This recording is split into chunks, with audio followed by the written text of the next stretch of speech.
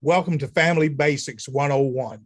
I'm Dr. Bruce McClure, the local minister at the Prince George's Church of Christ, located at 7800 Central Avenue in Landover, Maryland.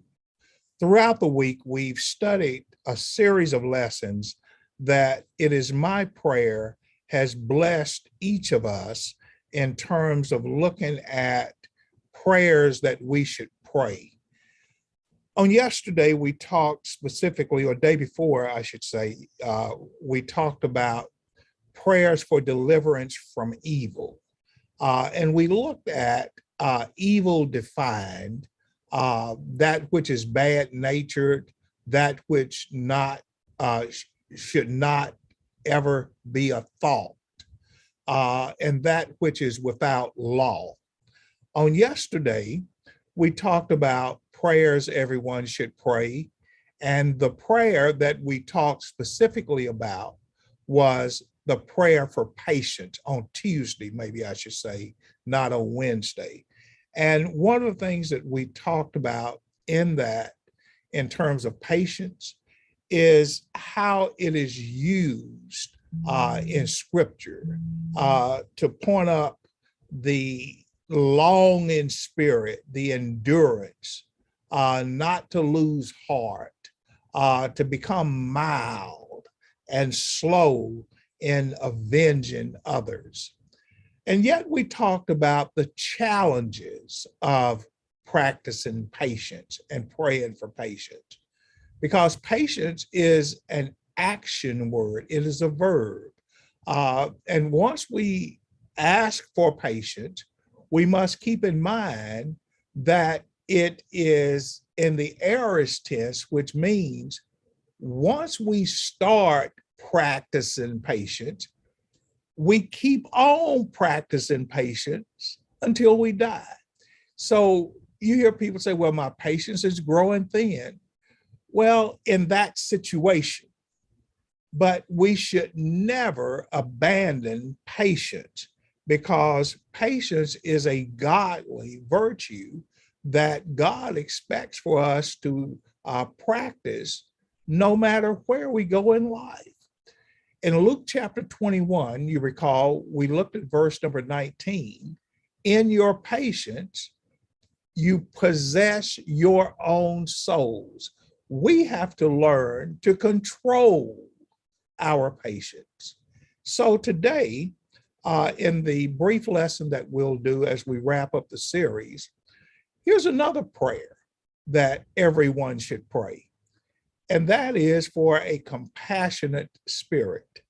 I know that sounds strange, but I think it's a prayer that we look at sometimes, or a word that we look at, and I wonder if we really understand the depths of what the word compassion means. In Matthew's chapter 9, for instance, in verse number 36, but when Jesus saw the multitudes, he was moved with compassion on them, because they fainted and were scattered abroad as sheep having no shepherd. So what is compassion? It is an action emanating from the inside of an individual that is driven by what is observed, that is actively transacting in the life of another person. Now, take a look at the text again, and you'll see that. When Jesus saw the multitudes, see, he observed. When he observed them, because they fainted, they were growing weary, and they were being scattered abroad. And it was as if nobody was directing them. That touched Jesus, and the text said he was moved with compassion. It's an action that moves us from the inside. Some definition says it's from the bowels. It's the innermost part of the individual. Compassion really drives individuals to assist. Well, I really feel sorry for that person. My heart really goes out for that person. Yeah, but the greater question is, what are you doing to assist them? In Matthew chapter 15 and verse number 32, then Jesus called his disciples unto him and said, I have compassion on the multitude, because they continue with me now for 3 whole days, and they have nothing to eat. And I will not send them away fasting, lest they grow wearier in the way. You see, the tender mercy and the inward affection, it is driven by observation of the efforts of others to improve, while at the same time understanding the near impossibility of the task. Jesus says, I have compassion on them because they are trying to hang with me. They've been here for 3 days without anything to eat. And I am not going to send them away basically starving. So compassion drives us to action before the individual asks, requests the act.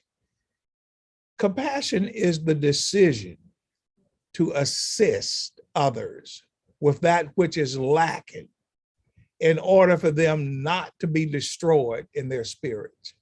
How often have you heard people say, well, they never asked? All they had to do was ask. Some people can be so faint in heart, so weary, that they may not even, that they're trying to use all of their strength to just hang on for dear life. And it is Jesus who said, they have hung out with me for 3 days. They keep trying and trying and trying, and yet they have nothing to eat, which means their energy is real low. And then let me do one more slide. Compassion really helps to dry tears. In the text of Luke chapter 7, verse number 13, when the Lord saw the woman, he had compassion on her. And he said to her, don't cry. Isn't it amazing that a little bit of empathy, a little bit of caring, connected, feeling from the inside what people are experiencing? Something as simple as the Lord simply said, weep not. Weep not. It was driven by compassion. Let me encourage you to continue coming to Family Basics 101. We do it 3 days a week, Monday, Tuesdays, and Thursdays. And I just pray that these short lessons are encouraging, they're uplifting, and maybe in a small way, they really help get you through the day. I want to encourage you to come and join us on Sunday morning for Bible study at 9 o'clock a.m., followed by worship at 10 o'clock a.m. And then on Monday at noon, I will meet you back at Family Basics 101. Don't be late and don't skip class.